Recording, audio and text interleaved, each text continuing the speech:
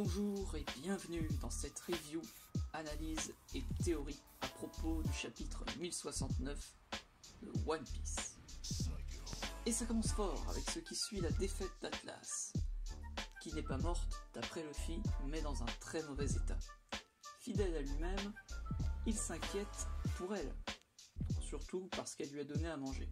Mais Chopper fait bien remarquer le fait que, en tant que médecin, il ne peut rien faire, que ce serait plus à Franky de s'occuper d'elle, en vue du fait que Atlas est un robot.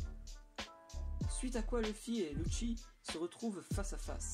Bien entendu, en vue du nouveau statut du chapeau de paille, le CP0 ne peut pas réellement l'attaquer, et doit avoir une autorisation de la marine, chose qui échappe aux deux combattants.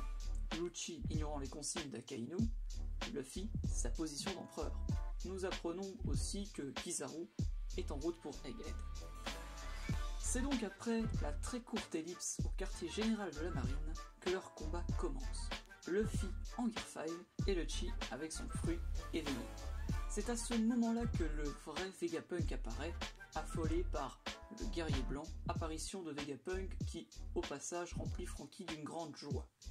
Il nous apprend que le fruit du Gum-Gum n'existe pas dans l'encyclopédie des fruits du démon, et confirme l'appellation de Nika, ainsi que la légende autour du dieu. Après quoi, il nous partage sa théorie sur les fruits du démon, qui serait le souhait des êtres humains à se surpasser, que ce pouvoir vient d'une volonté, expliquant donc d'après Vegapunk pourquoi l'eau est le point faible des utilisateurs de fruits du démon. La mère créatrice rejette cet aspect contre nature.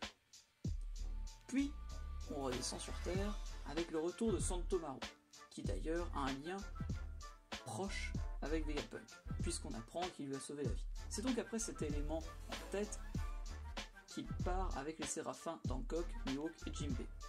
Il contrôle aussi le séraphin de Kuma, on apprend ensuite l'ordre d'autorité des séraphins. Puis, une attaque stratégique est organisée pour se débarrasser du CP0 et évacuer l'île. Avant de se faire stopper net par Lucci, cependant, l'autorité supérieure est celle de Vegapunk, il ne devrait donc pas y avoir de problème quant au cyborg.